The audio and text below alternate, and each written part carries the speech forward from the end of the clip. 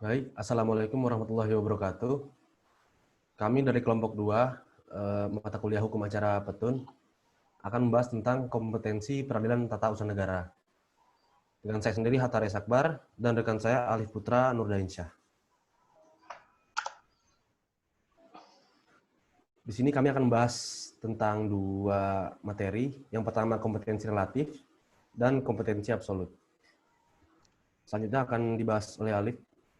Ya, selanjutnya kompetensi peradilan tata usaha negara ialah kompetensi kewenangan suatu badan pengadilan untuk mengadili suatu perkara dapat dibedakan atas kompetensi relatif dan kompetensi absolut. Kompetensi relatif berhubungan dengan kewenangan pengadilan untuk mengadili suatu perkara sesuai dengan wilayah hukumnya, sedangkan kompetensi absolut adalah kewenangan pengadilan untuk mengadili suatu perkara menurut objek materi atau pokok sengketa.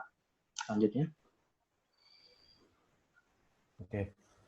Kompetensi relatif. Kompetensi relatif suatu badan pengadilan ditentukan oleh batas daerah hukum yang menjadi kewenangannya. Suatu badan pengadilan dinyatakan berwenang untuk memeriksa suatu sengketa apabila salah satu pihak sedang bersengketa.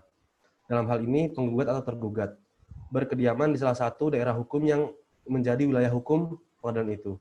Singkatnya, kompetensi relatif berhubungan dengan kewenangan pengadilan untuk mengadili suatu perkara sesuai dengan wilayah hukumnya. Selanjutnya, dasar hukum kompetensi relatif.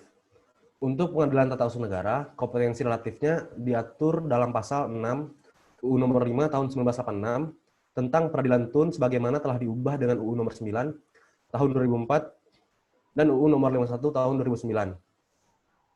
Di situ menyatakan satu, pengadilan tata usaha negara berkedudukan di ibu kota, kabupaten atau kota dan daerah hukumnya meliputi wilayah kabupaten atau kota.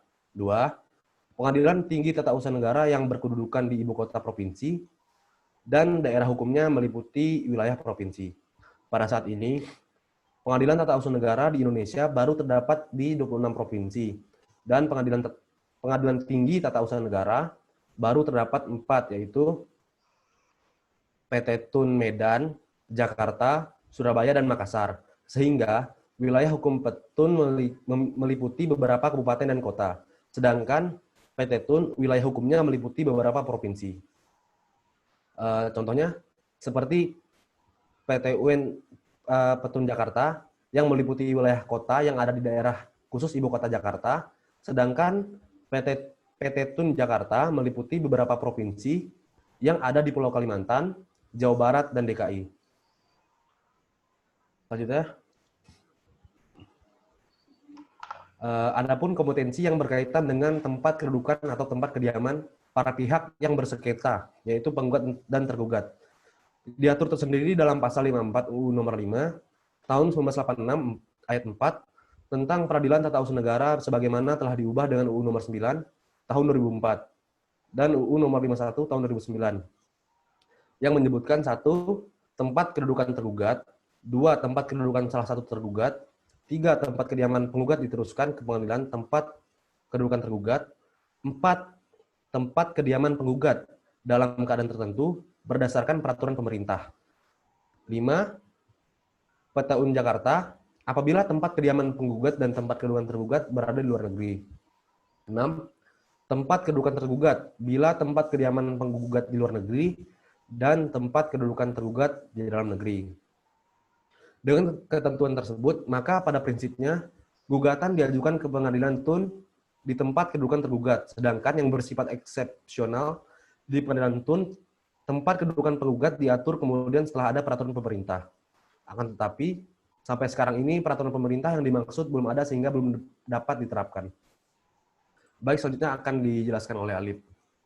Ya, baik. Selanjutnya adalah kompetensi absolut. Kompetensi absolut, suatu badan pengadilan adalah kewenangan yang berkaitan untuk mengadili suatu perkara menurut objek atau materi atau pokok sengketa. Maksudnya di sini adalah, adapun yang menjadi objek sengketa di pengadilan tata usaha negara adalah keputusan tata sengketa di pengadilan tata usaha negara. Ada keputusan tata usaha negara yang diterbitkan oleh badan atau pejabat TUN.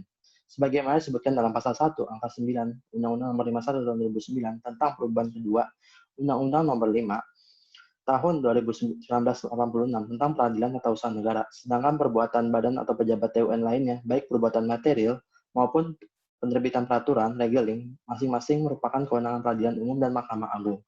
Selanjutnya adalah dasar hukum kompetensi absolut. Dasar hukumnya ini yaitu kompetensi absolut pengadilan TU yang diatur dalam pasal 1 angka 10 Undang-Undang Nomor 51 Tahun 2009 tentang perubahan kedua Undang-Undang Nomor 5 Tahun 1986 tentang peradilan tata usaha negara yang menyebutkan yaitu sengketa tata usaha negara adalah sengketa yang timbul dalam bidang tata usaha negara antara orang atau badan hukum perdata dengan badan atau pejabat tata usaha negara baik di pusat maupun di daerah.